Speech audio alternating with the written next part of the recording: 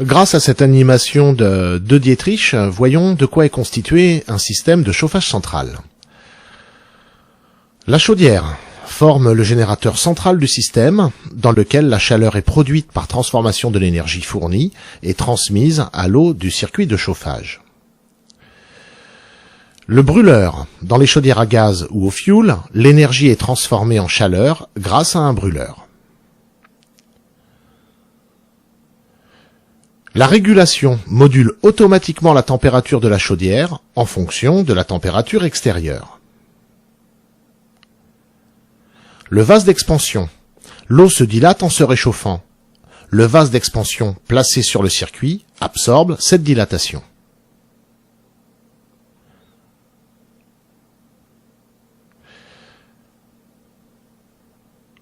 La soupape de sécurité. En cas de dysfonctionnement du vase d'expansion, la soupape de sécurité empêche les surpressions en évacuant l'excédent d'eau dû à la dilatation durant la chauffe.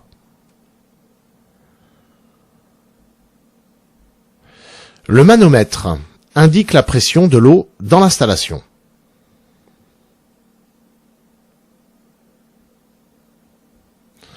La vanne mélangeuse.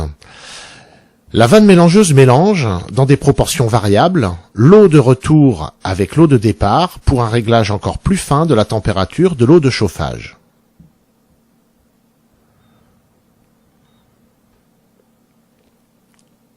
Le circulateur.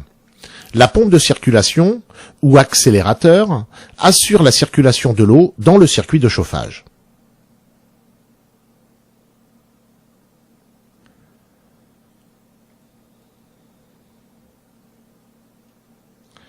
La vanne d'isolement.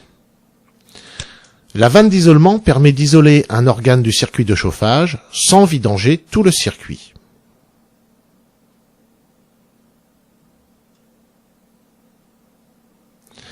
La sonde de départ après vanne. La sonde de départ après la vanne mesure la température de l'eau du circuit de chauffage.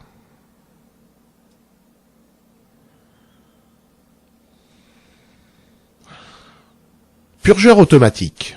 Le purgeur automatique évacue automatiquement l'air contenu dans le circuit de chauffage. La cheminée, organe vital d'une chaufferie, la cheminée à tirage naturel, ou sous forme de ventouse, évacue les produits de combustion. La sonde extérieure. La régulation comporte une sonde extérieure qui mesure la température extérieure.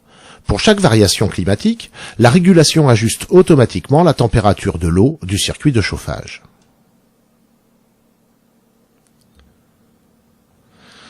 La commande à distance permet de commander la chaudière depuis la pièce où elle est installée. Le plancher chauffant ou le radiateur.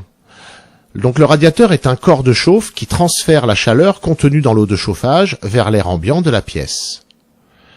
Pour le plancher chauffant, l'eau de chauffage circule dans les tubes du plancher chauffant qui sont noyés dans la dalle. Le sol sert d'échangeur entre eau de chauffage et air ambiant. Le robinet thermostatique contrôle la température ambiante et agit directement sur le débit d'eau chaude du radiateur sur lequel il est monté.